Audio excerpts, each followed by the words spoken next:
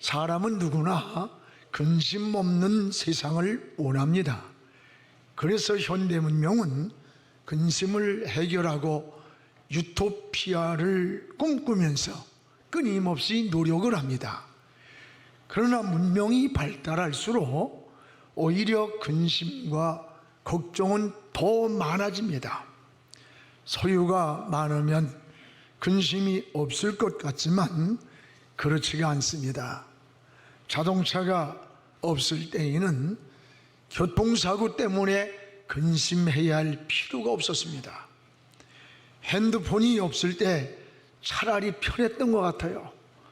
제가 한 번은 배터리가 방전됐는데 그렇게 기분 좋더라고. 내가 할 말이 있으니까. 이제는 핸드폰에 코가 끼어서 너무 빠른 소통을 하고 있지만 오히려 삶이 피곤해진 거예요. 요즘은 개도 목에다가 핸드폰을 걸어준답니다. 전기불이 없던 시절에 제가 어렸을 때 살았어요. 그때는 밤문화에 대한 방황이 범죄가 없었어요. 지금은 낮인지 밤인지 구별이 안 돼요.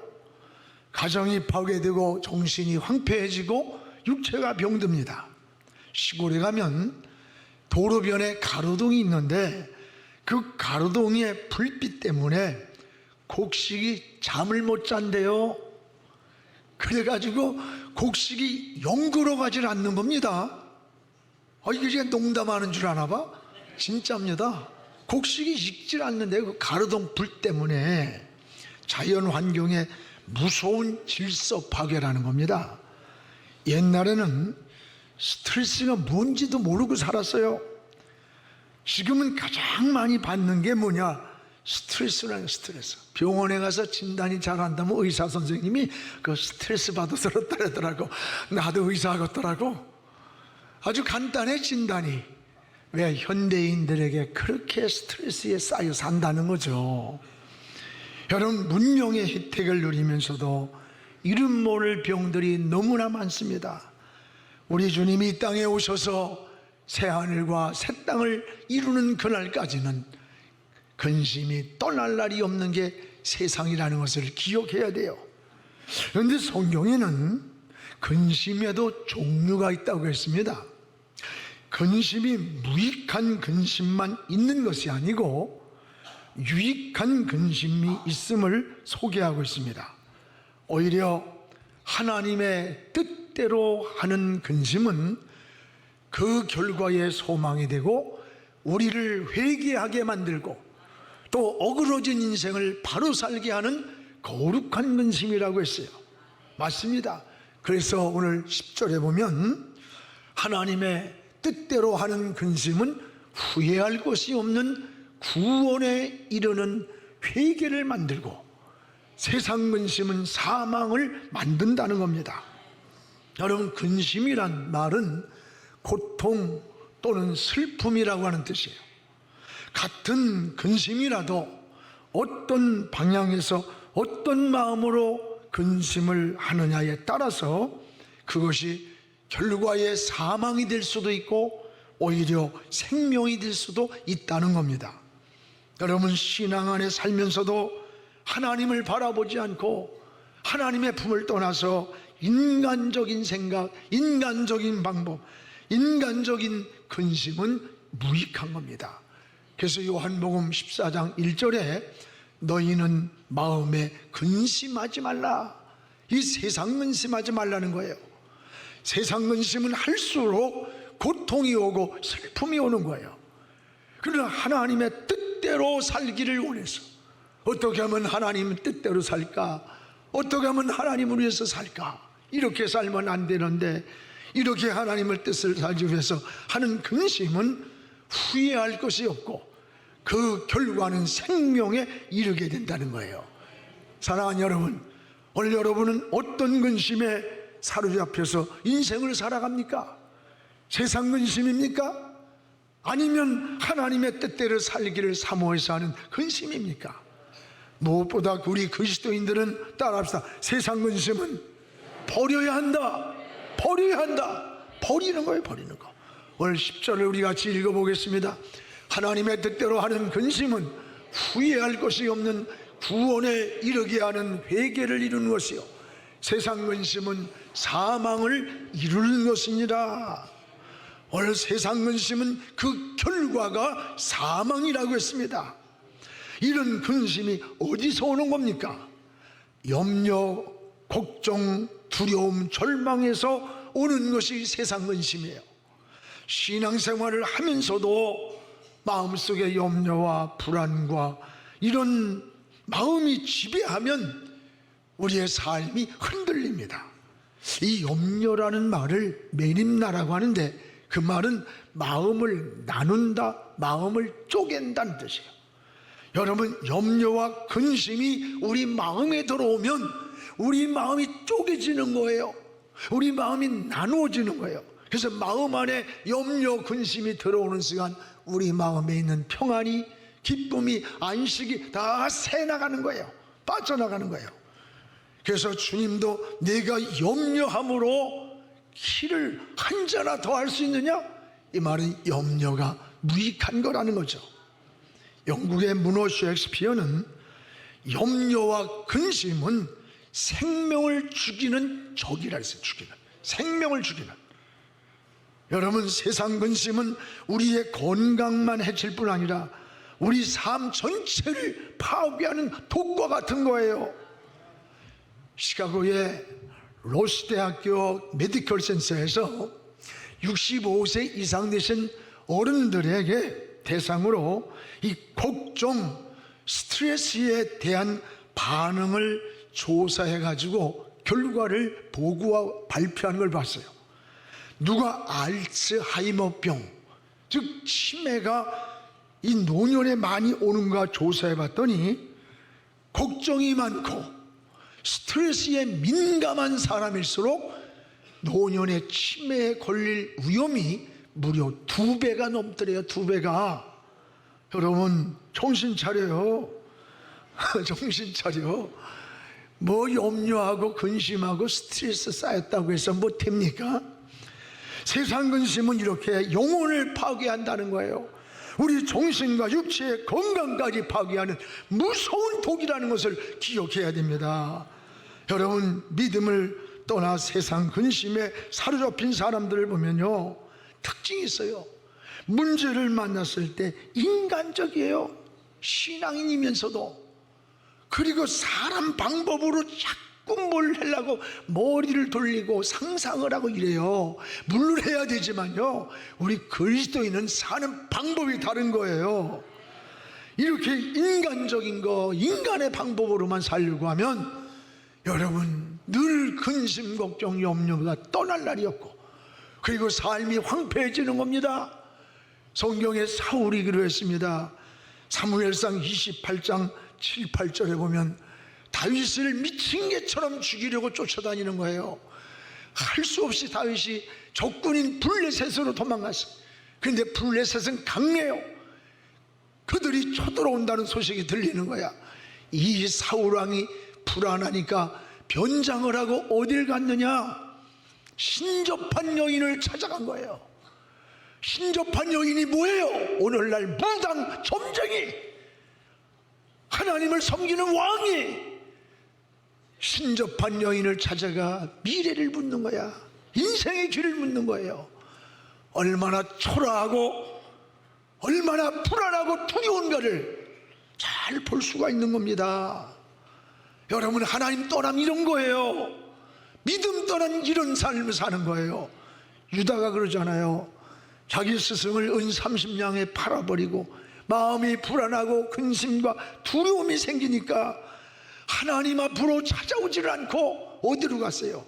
괴로워서 이러다가 돈을 성소에다 던져버리고 써보지도 못하고, 그리고 목매달아 자살했어요. 근심의 요소는 여러 가지가 있습니다. 문제는 어떤 이유든지 세상 근심은 결코 유익이 없다는 것을 기억하시기를 바랍니다.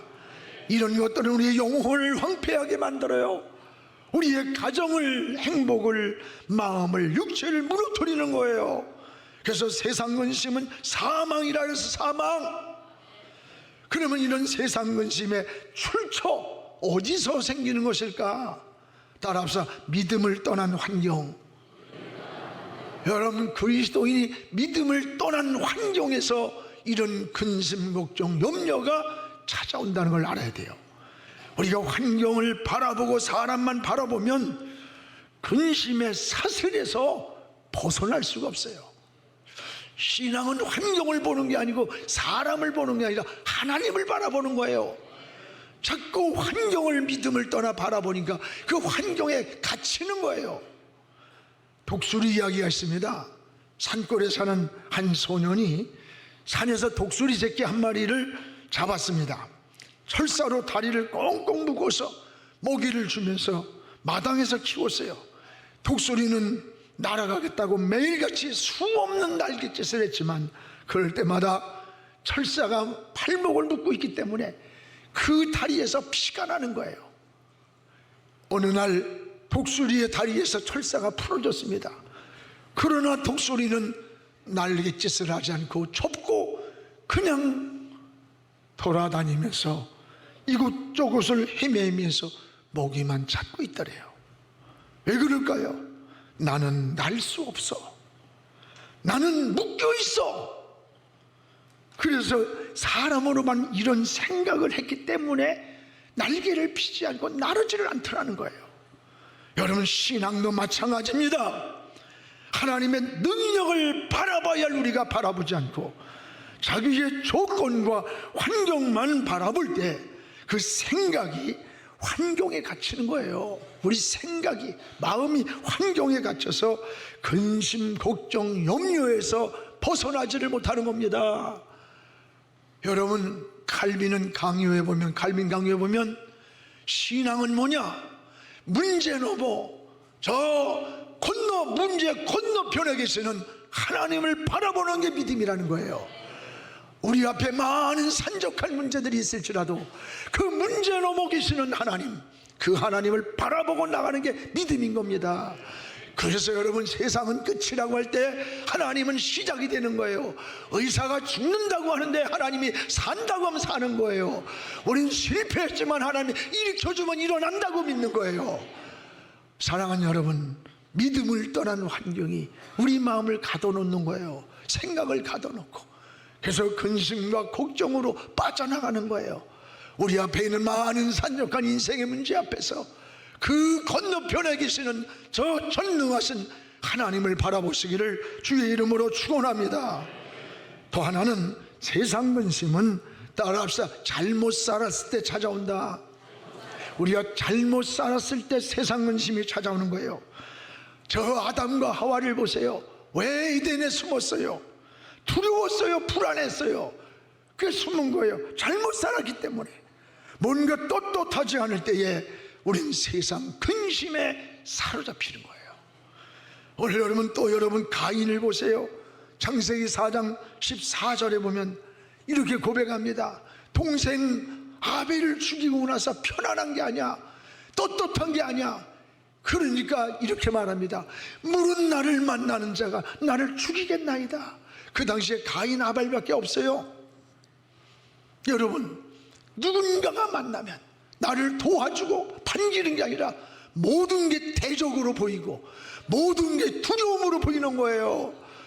여러분, 우리가 검은 안경을 쓰면 세상이 다 검어지는 거예요. 내 마음이 어두우면 다 어둡게 보이는 거예요. 내가 병들면 다 거리에 병든 사람같이 보이는 거예요. 오늘 사랑하는 여러분, 오늘 가인의 모습은 뭐예요? 잘못 살았기 때문에. 잘못 살 때.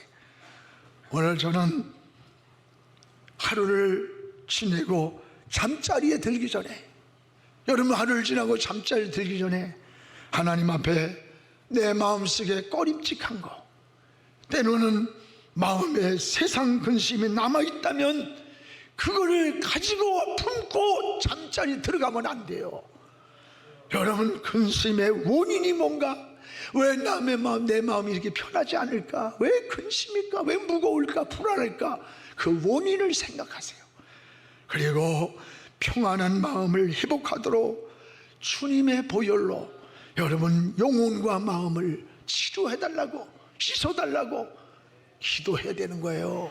그래서 그 근심된 마음, 무거운 마음, 불안한 마음을 털어버리고 자면요, 불면증이 없어져요. 평안이 오는 거예요. 안식이 오는 거예요. 그렇지 않고 마음속에 무거운 근심, 불안한 마음을 가지고 그냥 자면요, 복잡해지는 거예요. 그리고 인생이 자꾸 막 불안하고, 잠을 자면서도 헛소리하고 개꿈 꾸고 가다가 차가 뒤집어지는 꿈 꾸고 그러는 거예요. 그거 여러분, 우리가 영적 생활을 깨달아야 됩니다. 세상 근심의 사슬에서 벗어나기를 주의 이름으로 축원합니다. 그런데 근심이 다 무익한 게 아니라는 거예요. 우리 성도가 꼭 해야 할 유익한 근심이 있음을 우리에게 알려주는 거예요. 하나님의 뜻대로 하는 근심. 여러분, 성도가 해야 할 유익한 근심이 뭐냐? 하나님의 뜻대로 하는 근심이 있다는 거예요. 이게 무슨 근심일까요?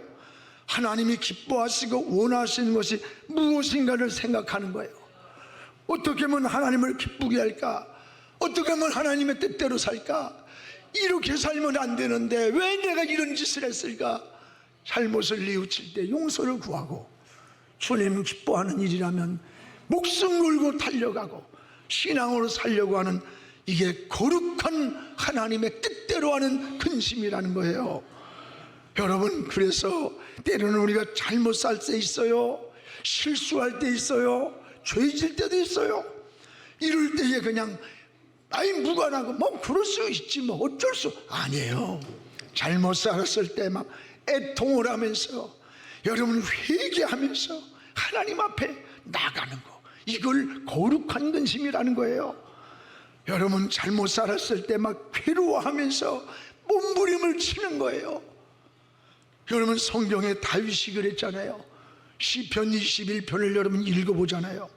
우리아의 아내를 빼앗고 나단의 책망을 들은 이후에 그는 변명하지 아니하고 하나님 앞에 나가서 밤마다 침상이 젖도록 눈물로 하나님 앞에 고백하면서 회개하는 거예요. 그러면서 밤이 새도록 하나님의 영이 내 마음을 지배해 주세요. 내 하나님의 영이 나를 깨끗게 해주세요. 정직하게 해달라고 하나님께 고백할 때, 이게 거룩한 근심, 이것이 유익한 근심, 하나님의 뜻대로 하는 근심이라는 거예요. 하나님은 이런 다윗을 축복해서 그 다윗의 뿌리에서 예수가 나신 겁니다.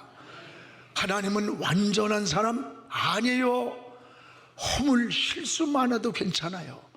우리가 다시 성령의 감동을 받을 때, 성령께서 우리 마음을 터치하실 때, 말씀을 듣다가 찬양하다가 기도를 하다가 깨달을 때에 변명하지 말고, 잘못했습니다, 내가 어쩌다가 이랬습니까, 다시 이런 짓 안 하겠어요, 용서해 주세요 라고 하는 것이 거룩한 근심이라는 거예요. 이것이 유익한 신앙의 근심이고, 이후에는 생명의 역사를 이룬다는 겁니다. 그렇습니다. 여러분, 또 하나는 정직하게 살고자 하는 마음이 거룩한 근심이야. 정직하게 살려는 마음. 정직한 자가 하나님과 축복의 관계를 맺는 거예요. 정직하게 사는 사람은 항상 마음이 편한 거예요. 이 현대인의 스트레스형 정신병의 상당한 원인이, 이 정신병의 현대인들에게 상당한 원인이 거짓을 감추고 있는 자책감과 불안 때문에 그래 온답니다. 또 하나는 뭔가니, 정직한 사람은 항상 평안한 마음으로 사는 거예요. 정직하니까. 그러나 거짓은 불안한 거예요. 불안해. 왜? 언제 그 거짓이 드러날지 모르기 때문에 불안한 거예요. 미국의 소설가 마크 트웨인이 쓴 그 책에 보면 이런 말이 나요. 당신이 정직한 마음을 가지고 진실한 말을 한다면 당신은 아무것도 기억할 필요가 없다. 왜? 자기가 언제 어디서 무엇을 누구한테 했느냐, 이것을 기억해 내려고 스트레스를 받을 필요가, 고민할 필요가 없다는 거예요. 왜냐하면 진실은 언제나 같은 말을 한다는 거야. 너 어디서 태어났니? 그거 언제 물어도 다 알아. 왜? 내게 주어진 실제이기 때문에. 그걸 꾸미려고 할 필요가 없는 거예요. 꾸미려고.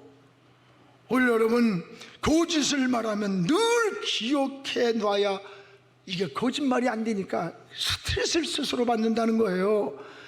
내용이 틀리기 때문에 그래요. 여러분, 정직하게 살면 근심이 줄어드는 거예요. 여러분, 우리가 어떻게 살아야 되는 거예요? 우리 허물 실수 많아요. 저도요, 수도 없이 많아. 문제는 정직하게 살려고 기도해야 된다는 겁니다. 하나님 앞에는 정직하게 살려고. 이게 여러분 거룩한 근심이요, 이게 하나님의 뜻대로 하는 것이며, 이것은 생명의 우리를 이루게 한다는 거예요. 오늘 하나님은 근심이 있다고 다 같은 게 아니다. 세상 근심은 버려야 산다, 아니면 죽음으로 간다. 그러나 하나님의 뜻대로 하는 근심은 자꾸 해야 된다는 거야. 그래야 생명이 살고 양심이 살고 인격이 살고 영이 살아난다는 겁니다. 오늘 그러면 거룩한 근심의 결과는 어떻게 나타납니까? 거룩 하나님의 뜻대로 하는 근심은 후회가 없다는 거. 후회한다는 게 뭐야? 잘못 살았구나 하는 게 후회 아니에요. 하나님의 뜻대로 살기를 원해서 갈망하는 근심이기에 열매가 좋은 겁니다. 후회할 것이 없는 생명이 이르는 근심이라고 했어요. 어떻게 하면 주님을 더 사랑할까? 어떻게 하면 주님 위에 살까? 어떻게 하면 주님을 기쁘게 할까? 우리 찬양 예배 끝날 때마다 나 주님의 기쁨 되기 원합니다. 이게 여러분 우리의 마음이에요. 이 갈망하는 마음, 주님 사랑할까를 갈망하는 마음이, 이게 거룩한 근심이고 후회 없는 결과를 가져온다는 거예요. 우리 초대교회 성도들이 그랬습니다. 주님을 위해서 목숨까지 초기처럼 바쳤어요. 바울도 구원받은 은혜가 너무 감사해서 뭘 가지고 보답할까? 일세 나는 빚진 자라고 그랬어요. 여러분, 만약에 내가 수백억의 부채를 지고 감옥에 갔는데 누군가가 나타나서 그 수백억을 다 갚아주고 나를 감옥에서 건져줬다면 그 은혜를 평생 잊을 수 있겠어요? 바로 우리 주님이 우리 죄를 위해서 내가 죽을 자리에 십자가에 대신 죽어주시고 우리를 구속해 준 거예요. 건져준 거예요. 바울은 이 구속의 은혜를 바로 알았기 때문에 나는 일생에 주님께 빚진 자다, 빚진 자의 마음으로 살아서, 이게 믿음이에요. 또한 여러분, 후회 없는 거룩한 근심은 교회를 사랑하는 교회. 특별히 바울은 고린도후서 11장에 보면 바울의 고난장입니다. 여러분 집에 가서 한번 다 읽어보세요. 바울은 감옥에 수없이 갇혔어요. 죽을 고비를 몇 번 넘겼어요. 유대인들에게 40에 한 대 가만매를 5차례 맞았어. 이게 무슨 뜻이냐? 유대의 법에는 40대에 태창을 때리면 못 때리게 돼 있어요. 다시 죄를 져도. 그러니까 39대를 때리고 5차례를 그렇게 때렸다는 거야. 39대.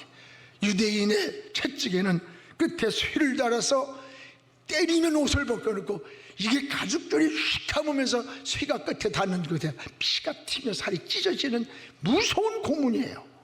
이거를 39대씩 5차례 매를 맞았다는 거야. 그러나 이런 고난보다도 날마다 내 가슴에 눌리는 게 있다. 내가 받았던 죽음의 위협, 매맞았던 거, 감옥에 갔다, 이거 아니다. 내 마음에 날마다 눌리는 게 있는데 그게 뭐냐? 모든 교회를 위하여 염려하는 것이라. 그리고 여러분 29절에 보세요. 29절, 누가 약하면 내가 약하지 아니하며 누가 실족하면 내가 실족하지 않겠냐. 성도가 누가 약하면 실패하면 내가 실패한 것 같고, 누가 병들어 쓰러지면 내가 쓰러진 것 같지 않았더냐. 내가 당했던 고통과 시련과 고난, 이것은 아무것도 아니다. 내 마음에 날마다 눌리는 것은 교회를 위하여 염려하는 것이라. 저는 이 말씀을 읽다가 어느 날 한없이 울면서 하룻밤을 새웠던 일이 있어요. 이 바울이 교회를 사랑하는, 교회가 뭡니까? 그리스도의 몸이에요. 여러분, 그렇습니다. 교회를 위하여 우린 거룩한 근심이 있어야 돼요. 교회가 모일 때에 함께 모이는 겁니다. 기도할 때 함께 기도하는 겁니다. 헌신할 때 함께 헌신하면서 관심을 갖는 거예요. 이게 여러분 우리의 거룩한 근심이라는 거예요.